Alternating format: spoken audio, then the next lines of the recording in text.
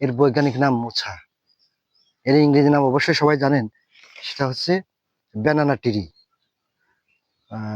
এর আদি নিবাস মূলত দক্ষিণ পূর্ব এশিয়া, নিওগিনি অঞ্চলে। মূলত নিওগিনীয় এলাকায় কলার উৎপত্তিস্থল ধরা হয়। পরে একটি ভারত উপমহাদেশে যেমন আফ্রিকা, লাতিন আমেরিকা ছড়িয়ে পড়ে। মূলত কলা গাছের একটা গুণ আছে, সেটা হচ্ছে একবার ফল ধরার পরে গাছটি মারা যায়। তবে মারা যাওয়ার সঙ্গে সঙ্গে এমন কিছু রেখে যায় যা পরবর্তী বংশ বৃদ্ধিতে সাহায্য করে। অর্থাৎ মারা যাওয়ার পরে কলার যে চারপাশে যে পোয়াগুলো গজায়, এটাকে বংশবৃদ্ধিতে সাহায্য করে।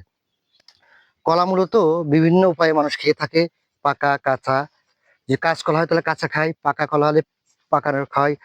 বা এর একটা সুস্বাদু বিষয় আছে, এতে আপনার পেট ভরতে সাহায্য করে, অর্থাৎ ক্ষুধা নিবারণে সহায়ক ভূমিকা পালন করে। আমরা আদি এটা আদি নিবাস তো বললাম, এটা উষ্ণ এবং উপউষ্ণ অঞ্চলে এর চাষাবাস ব্যাপক বিস্তৃতি লাভ করে। তবে যদি পানি নিষ্কাশন ব্যবস্থা ভালো হয় তাহলে এর ফলনটা বৃদ্ধি পায়। এটা 20 থেকে 25 ফিট উচ্চতা একটি গাছ। এটা মূলত খোসা জাতীয় গাছ।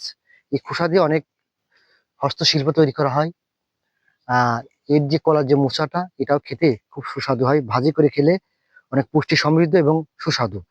দর্শক, কলার বিস্তৃতি আমাদের অঞ্চলে না থাকলেও ঝিনাইদহ অঞ্চলে, শোলকুপা, ঝিনাইদহ, ভেড়ামারা, কুষ্টিয়া, এই অঞ্চলগুলোতে কলার ব্যাপক চাষ করা হয়। বিভিন্ন জাতের কলা চাষ করা হয়। আমাদের মাগুরাতে, শ্রীপুরে কলার চাহিদা খুব কম।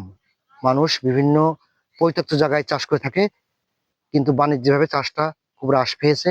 আশা করি এই কলার চাষটা ধীরে ধীরে ব্যাপকতা লাভ করবে এবং উন্নত জাতের কলা আসবে, সে আশাবাদ ব্যক্ত করে এখানে শেষ করছি। আল্লাহ হাফেজ।